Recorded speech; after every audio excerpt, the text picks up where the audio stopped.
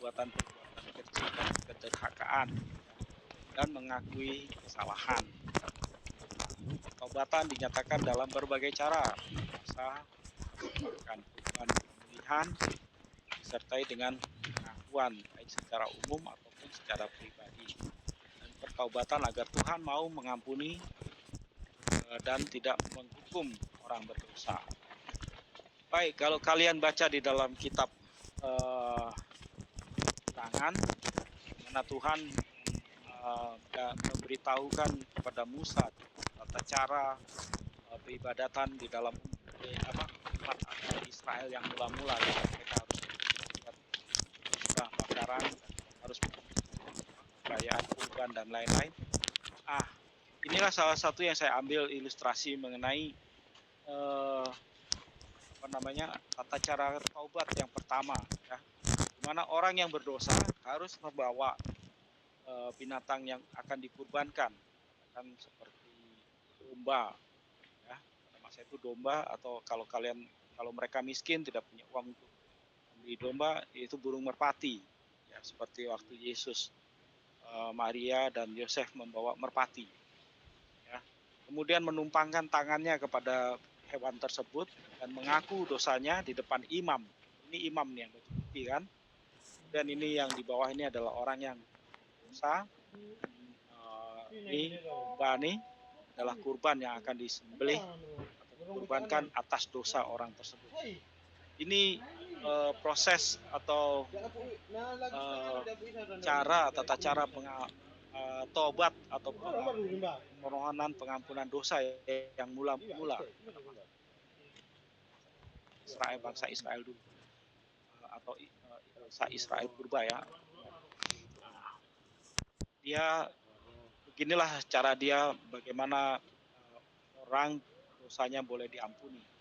Itu juga kalau kalian baca di dalam kitab Kejadian, setelah Adam dan Hawa jatuh ke dalam dosa, mereka bisa keluar, maka mereka dalam kehidupan mereka harus mempersembahkan kurban bakaran untuk penebusan dosa mereka, ya.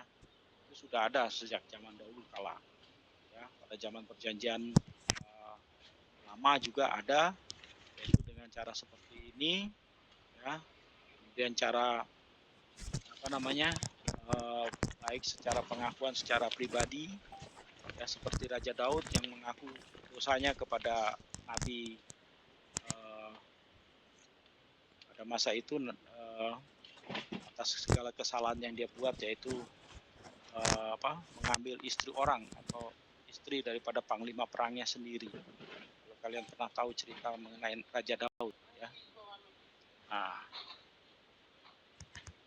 Kemudian pada perjanjian baru, Yesus menyatakan bahwa Allah atau Bapa itu maha baik, sungguh mencintai manusia, dan dia menjelaskan tentang dosa atau taubat dan pengampunan dalam perumpamaan anak yang hilang, ya.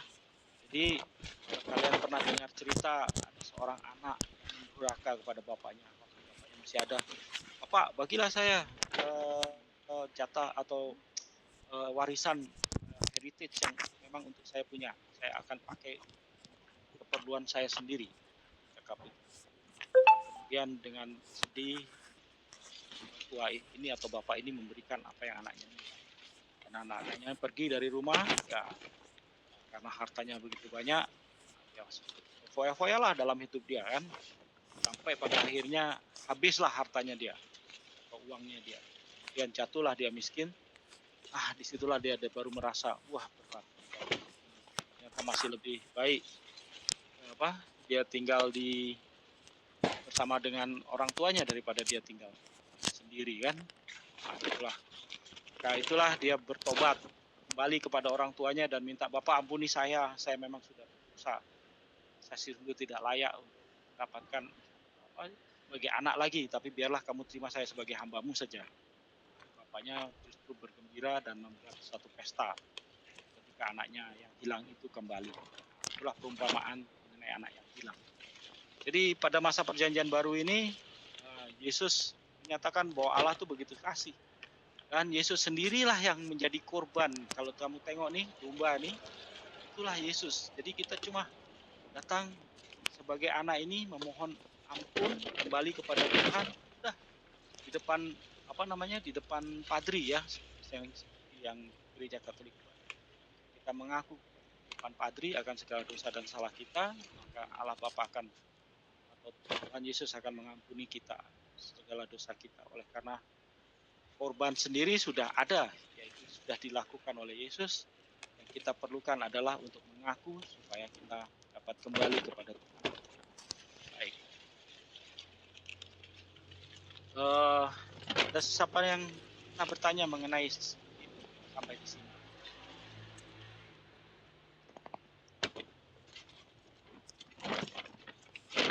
Oke, baik, saya lanjut. Kita punya masa tinggal 15 menit saja. Oke, untuk bertobat seseorang itu perlu memohon bantuan Roh Kudus dan membangun sikap rendah hati dan menghayati hal-hal tersebut. Kalau kalian sudah, saya kira kalian akan melalui sakramen taubat ini nanti sebelum baptisan atau sebelum mendapatkan sakramen Krisma atau sebelum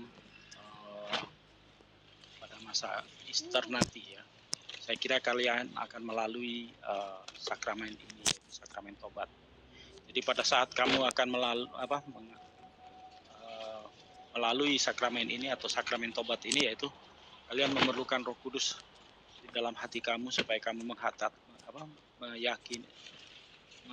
menghayati bahwa apa yang kamu sudah berbuat itu salah, dan apa yang kamu ingin lakukan adalah untuk memperbaiki hubungan